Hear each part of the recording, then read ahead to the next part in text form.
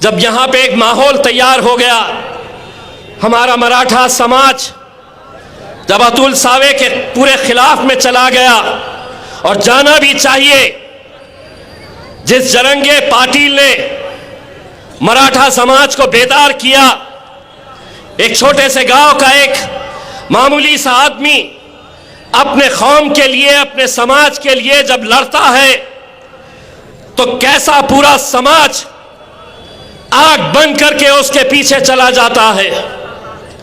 जब उन्हें यह एहसास हुआ कि मराठा समाज हमारा साथ नहीं देगा, अतुल सावे गार्डियन मिनिस्टर थे, जब वहां पर जरंगे पाटिल और उनके समर्थकों पर लाठीचार्ज किया गया, यह इम्तियाज जलील है। महाराष्ट्र के, हिंदुस्तान की पार्लियामेंट के अंदर महाराष्ट्र के 48 मेंबर ऑफ पार्लियामेंट है, लेकिन उस पार्लियामेंट के अंदर किसी और ने नहीं, इम्तियाज जलील ने खड़े रहकर पूरे पार्लियामेंट के अंदर जरंगे पाटिल का नाम लेकर यह कहा था कि हमें सीखना चाहिए जरंगे पाटिल से, जिसने एक आदमी ने पूरे महाराष्ट्र की नाक में दम करके रखा है हुकूमत की।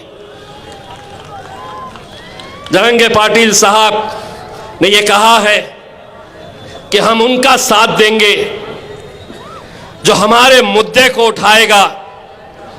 जरंगे साहब, आपने तो मुझसे बोला भी नहीं था, लेकिन उसके बावजूद, चाहे वो मैं हूं या मेरे कायद बैरिस्टर असदुद्दीन अवैसी साहब हो, उन्होंने हमेशा आपका समर्थन किया है, तायीद किया है। और मैं आज आपको इस एफिडेविट के जरिए, इस वचननामा के जरिए मैं और नासिर सिद्दीकी ये आपसे वादा करते हैं कि एक बार हमें आप विधानसभा भिजाइए, आपके लोग इतना नहीं बोलेंगे जितना हम लड़ेंगे आपके लिए। ये है एफिडेविट।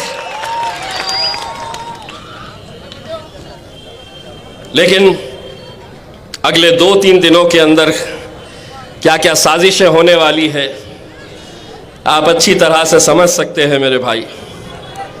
आप ये समझ लीजिएगा कि किसी के बोलने पर अगर हमारा यहाँ का वोट अगर तकसीम हो गया, तो आप समझ लीजिएगा वो वोट सीधा भारतीय जनता पार्टी की झोली में जाने वाला है।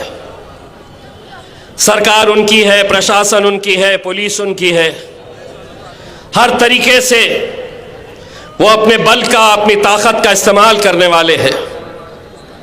हमारी आपकी ये जिम्मेदारी है कि हम लोग इस इलेक्शन को कैसे लड़ते हैं। 20 तारीख हमारे लिए बहुत मायने इसलिए रखता है, और ये सीट जो है, यकीन मानिए सारे हिंदुस्तान की नज़र इसलिए लगी हुई है कि सभी लोग जानते थे कि यहाँ पर मुझे हराने के लिए 28 मुस्लिम किए गए थे। 10 तो पीछे हो गए, 2-3 के फॉर्म्स रिजेक्ट हो गए, अब भी 15 है। कौन है ये जिनके 20-20 ऑटो रिक्शा दौड़ रहे हैं,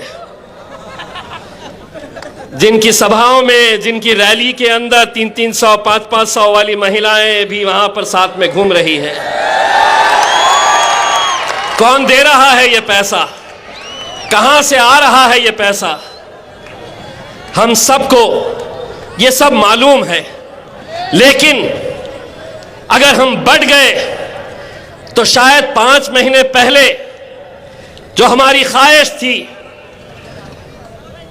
जो हम बेसब्री से इंतजार कर रहे थे कि किराड़पुरे से जुलूस निकलेगा, यहां पर रंग खेले जाएंगे, यहां पे ढोल ताशे बजाए जाएंगे, अल्लाह ने हमें मौका नहीं दिया।